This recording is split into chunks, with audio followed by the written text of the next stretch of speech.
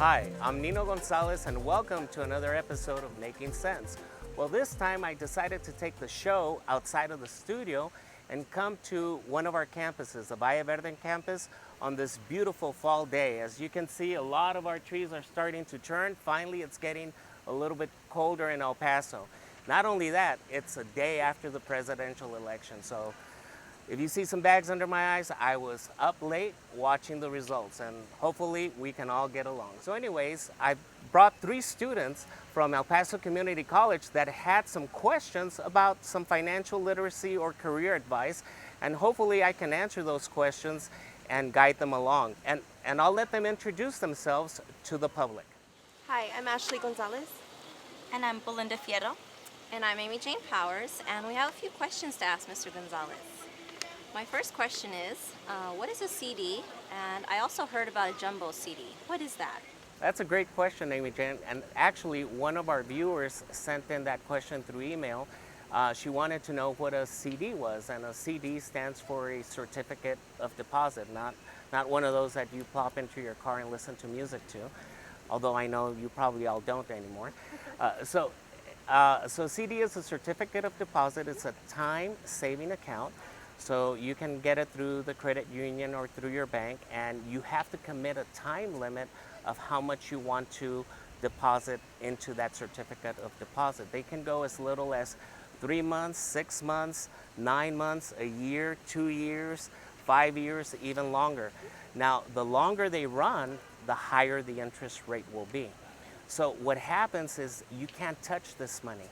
You can't touch that money for that period of time. So if you get a 6-month CD, you cannot touch that money. And it'll earn a little bit higher percentage rate of interest than a savings account. Not that much more.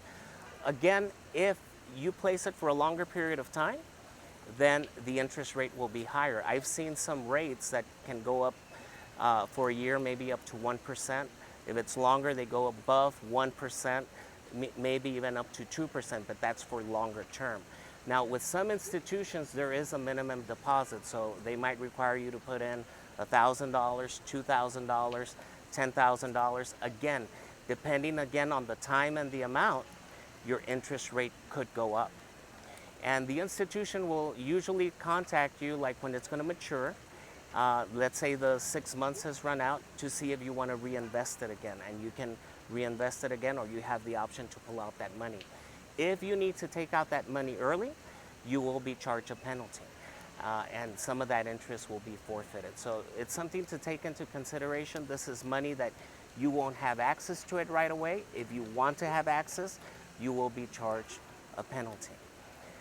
Now, a jumbo CD, that is, jumbo. We're talking about a $100,000 CD. And that really pays a huge interest rate, a little bit more than the traditional CDs. Those are not seen very much, but there is talk about jumbo CDs, but that's also for somebody who has quite a bit of money. So that's what that is. So I'm still confused. I had a question. Is that similar to an IRA, or what's the difference? Okay, so a CD, it's a savings account, but like I mentioned before, you cannot touch it for a small period of time. They can range from 3 months to 2 years to 5 years, depending on what amount of time you don't need that money for. An IRA is an individual retirement account. That's for your retirement and where you're saving up money when you actually retire, and you can start withdrawing that money at 59 and a half years old. So why do I need a CD? Well, if you have some extra money and you don't need it right away, and you already have enough money saved up for emergency purpose, you might want to make that money work for you and let it earn a little bit of interest. Now, remember, these interest rates that I told you, like 1% or 1.5% or 2%, that's APR, that's the annual percentage rate. So you would get 1% for the entire year. So if you're investing in a 3-month CD, you would only get 1/3. Would it be 1/3? Hold on. No, 3/12. Yeah, 3/12, which is what, 1/3? No, one quarter, right? Yeah. Okay.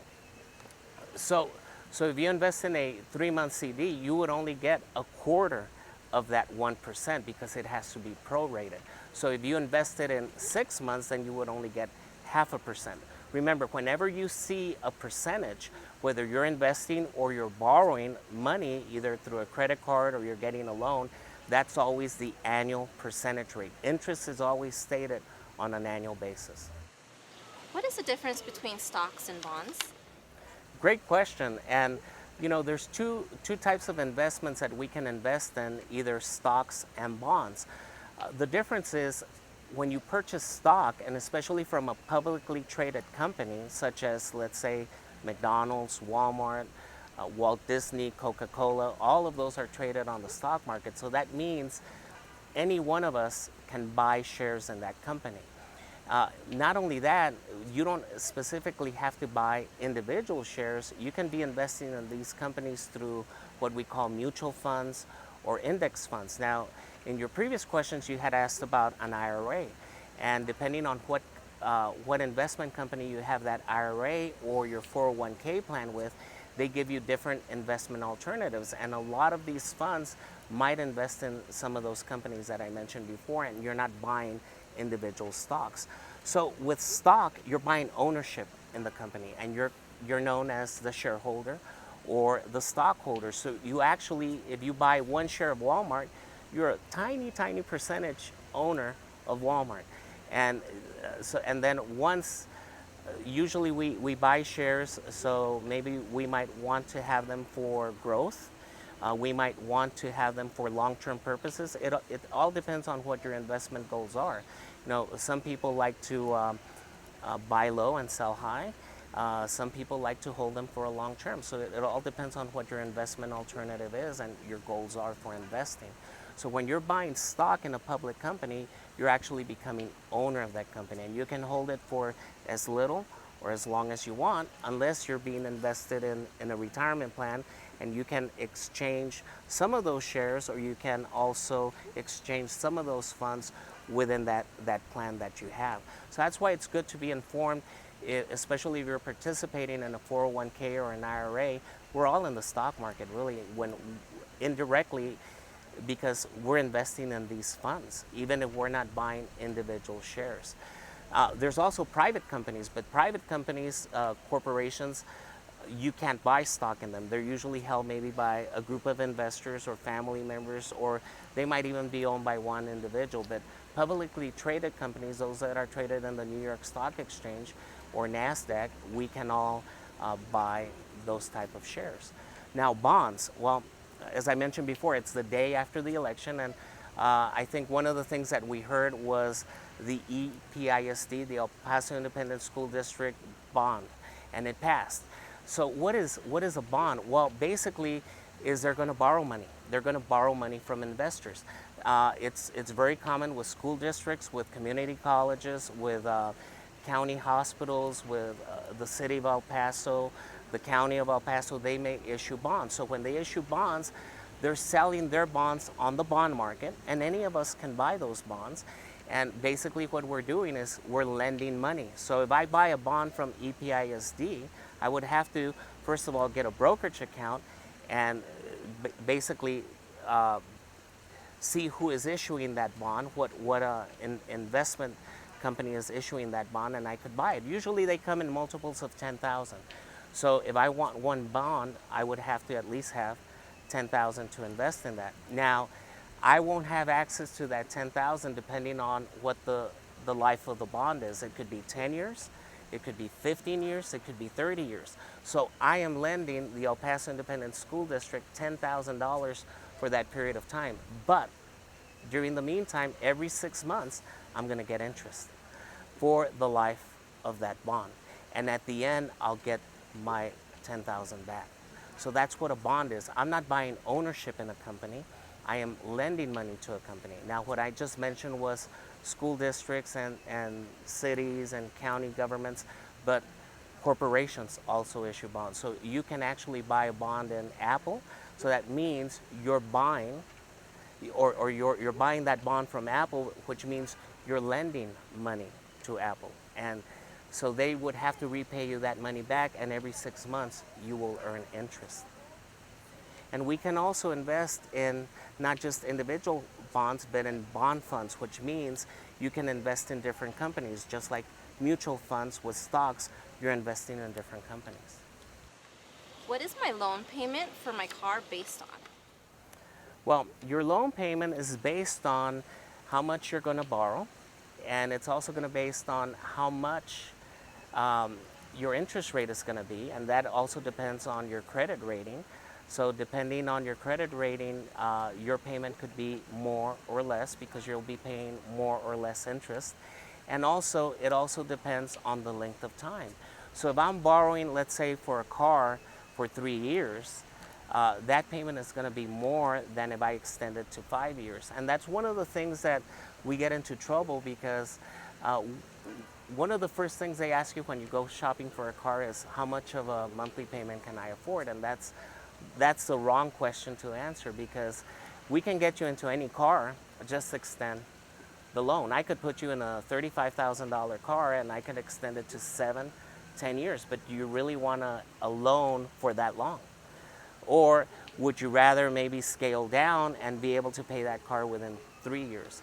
My advice is that if you can't afford a new car and pay it off within 3 years, then you gotta scale that car down because we really don't want to finance it for 5 years. And a used car, probably 2 years. So if you can pay it off within 2 years, that would be best. Now, the best option, of course, is to pay it in cash if you can. But sometimes we want those $20,000, $30,000 cars or trucks, but we have that loan payment, and in order to make that loan payment, we have to extend the time. So that's how we factor in what your loan payment is going to be. So it all depends on your interest, how much you're going to borrow, and over how long. Well, I wish I would have known that. Why? I got myself into big trouble. Got a Lexus, and they recommended to lease. Now I'm over miles, and the purchase option price is almost $69,000. Wow, wow. And do you mind me asking you, is that lease payment like at least maybe probably over $600? Oh, definitely. 680. Right. And you're limited by the number of miles you can drive. I think it's up to what, 12,000 a year? 12,000 a year. And then after that you get charged for each additional mile. Exactly. Right. I don't recommend leasing unless you really think of you're going to be trading in that car often and you always want a new car, but you drive it very little. Otherwise, I would suggest you buying a car because, and that's one of the pitfalls we fall under is that we don't go informed into buying a car as an informed consumer, and that's where hopefully we can get people to start thinking about that before they make that big purchase. Oh, thank you for sharing your story. If the current inflation is 3%, what does that do to my spending power?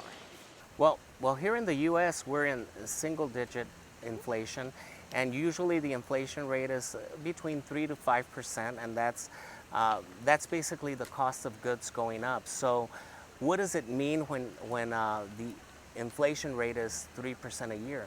Well, in order for you to be able to purchase the same amount of items that you are purchasing this year, basically your net pay would have to go up 3%. And usually, as you move up in your career and you get stable with a company, they usually raise maybe your salary by maybe 2 or 3%, and that's what we call a COLA increase, cost of living adjustment. To offset that inflation, but basically it doesn't give you more purchasing power because if they raise your salary by 3% and your inflation rate is 3%, you're at the same level you were before. So, and if you're not given a raise, then basically you have to trim down what you purchase because you can't purchase the same items with the same amount of net pay that you're taking home. That's something new I learned today. Well, a lot of us get into credit card trouble, including myself. You know, I've been through that, and sometimes we have to learn the hard way. But the best way to pay off your credit card debt, well, first rule of advice, try not to use it. Try not to use your credit card. But if you got yourself into that mess, what I would suggest is take a look at the interest rates for each credit card that you have and try paying off the one with the highest interest rate if you can. So what you're going to do is maybe, let's say you have 4 credit cards and you owe on all four of them. But each of them has different interest rates. So what you would like to do is pay the one with the highest interest rate first and pay the minimum on all the other ones and put as much money as you can on that higher interest rate until you get it paid off. Now, if most of the interest rates are the same, are comparable, then what I would suggest, just to give you a little boost, is pay the smallest one off first. Why? Because when you accomplish that goal, then it gets you into a routine of paying off another one and then go to the next biggest one. Not only that, you're creating what we call a snowball effect. So whatever you were paying on that first credit card, dump it into that second credit card along with some extra one.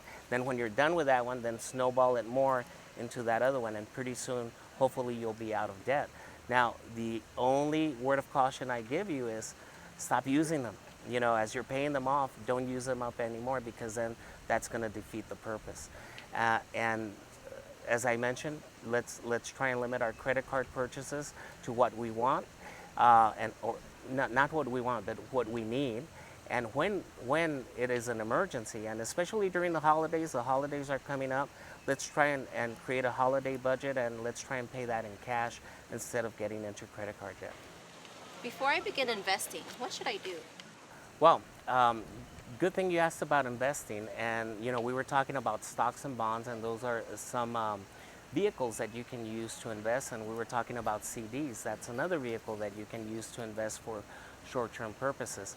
Now, one of the things that I suggest before you start investing is get out of debt. Because would you rather be paying 18%, 20%, maybe up to 29% interest on some credit card debt, but you're only investing it and you're only getting back maybe 8, 10, 12%? Doesn't make sense. So the first thing you have to do is get out of debt before you think of investing. Now, that doesn't mean you can't save. Okay, definitely you should always try to save as much as you can, but let's try and get that debt out of the way before we focus on investment goals. The second thing is, let's get educated about investing. A lot of us maybe don't have that financial education, but let's read up on things. There's Kiplinger's Personal Finance magazine. It's a real good magazine that you can read, and you can learn about mutual funds, stocks, index funds, bond funds. So get yourself educated on that, or maybe you can even go to some of these investment brokerage websites such as Fidelity or Vanguard, and learn about the different products that they offer. And that's one of the things that I would suggest. So get informed on what is it that you want to invest in, and what are your goals. Are they short term? Are they long term? Are they both? Are you going to save for retirement? Are you going to save for are you going to try and invest for a special purchase? What are your goals? Not only that, talk to people that know about investing. That's the best word of advice I can give you is, don't be afraid to ask. Maybe ask a professor or a friend or a family member that they know that they invest money in, and ask them, you know, what their advice would be, and to maybe guide you and to mentor you on that. And hopefully once you learn that, you can pass that on to your kids, or you can pass that on to other family and friends, and we can start getting into some investing. But another thing is, make sure that what you invest, you're willing to lose. So if I'm going to invest $20,000, I'm okay if I can lose that $20,000, and I don't need it, because you know things can go wrong, but hopefully they won't with the right advice that you might be given. So that's what I suggest before you start investing. Why should I develop a professional resume and practice my interview skills? Well, we should always have our resume ready, because we never know when an opportunity might come up. Or maybe you want to switch careers and you want to have a resume ready, free of errors. No errors at all. It's zero tolerance. And make sure that you have it reviewed by somebody and that they give you advice, and hopefully you can tailor a resume to a specific industry. We don't want a generic resume, because you might be applying to different industries, but we always want to have one ready, so that way you can get the job or the career that you want. Now, another thing that's going to come up is you're going to have to be interviewed. And the more you interview and the more you practice, the better you'll be at it. Now, here at El Paso Community College, I don't know if you're aware, but we have a career services center.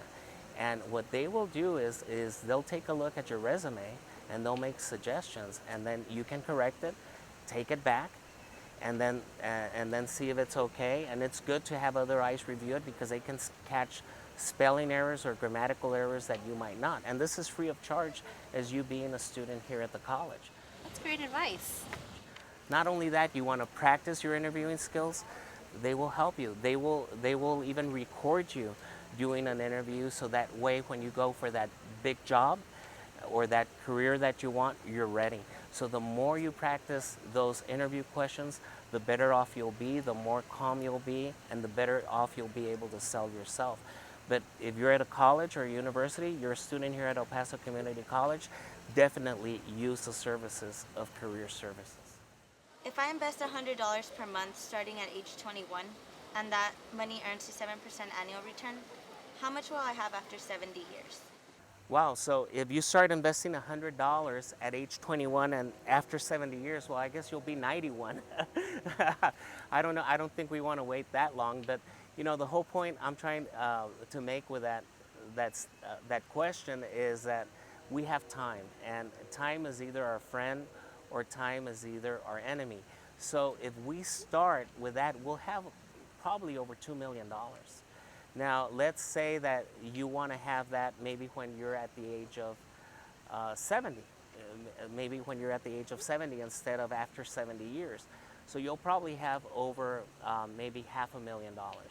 So that's just by investing $100 a month at 7%, which you're probably going to get maybe in a bond fund, maybe in a mutual fund, in an index fund, but just be systematic and start investing because time is your friend, time is your enemy. How does the money grow so quickly? It's what we call compounding, which means if I put $100, it's going to earn the 7%, but then next time, but each remember, you're earning 7% a year, you're depositing $100 each month. So it's $100 plus the interest that is earned that month, then another 100 that you deposit plus the 100 plus the interest. Now it's going to be the 200 plus the interest from the first month, and then the third month it'll be 300 plus the interest from the first month and the second month. Now you're going to earn interest on that, so it starts growing. And before you know it, that's how we make our money grow, and by making wise investment choices and trying to get those rate of returns of maybe 7, 8, 10, 12%, and getting educated in what vehicles will help us achieve those goals. Now, in one of my first questions, we were talking about CDs, and we were talking they were only earning about what, 1%, very little. Okay, so that's one way to make short-term money grow a little bit, but for the long term, we want bigger rates of return. And how do I begin the process of creating a long-term financial plan? Well, in creating a long-term financial plan, first thing that you have to do is you got to have goals. What goals in life and financially do you want to achieve? And one of the things that I suggest is that write down your goals. Write them down and put them up somewhere where you can see them every day, because then that way you're reminded of what goals you want to achieve, whether they're short-term or whether they're long-term, because people that are successful in whatever they do, they write down their goals and they put them up so they're reminded about them every day. So if you have, how are you going to create your financial plan? Well, what are your goals? At what age do you want to retire? You know, what is going to be your lifestyle? What objectives do you want to achieve? So that's one of the first things that you have to do. The next thing, get educated. Let's get as educated as you can about investing and about your finances, and let's take control of our money and not the other way around, not the money have control over us. And another thing is, let's get out of debt and let's minimize our debt to as little as possible, and let's try and save maybe for those big purchases and pay them in cash instead of having to get into debt. So having a long-term financial goal, write it down. What is it that you want to do? By what age do you want to retire? How much do I want to have? What is it that I want to do? What are your interests in life? What type of lifestyle do you want to maintain? So that's what I would suggest is write down those goals and stick to them. Thank you, Mr. Gonzalez, for the advice. Well, I want to thank the students for taking time out of their busy day to come by and film one of these shows and ask these wonderful questions, and hopefully that helps the viewing community, because I'm sure a lot of you have some of these questions. And we ran out of time, but we have some more questions and we'll have them back for another show of Making Sense. Thank you and have a great day, and don't forget to view all of these videos and all the wonderful programs on EPCC on our YouTube channel. Thank you and goodbye.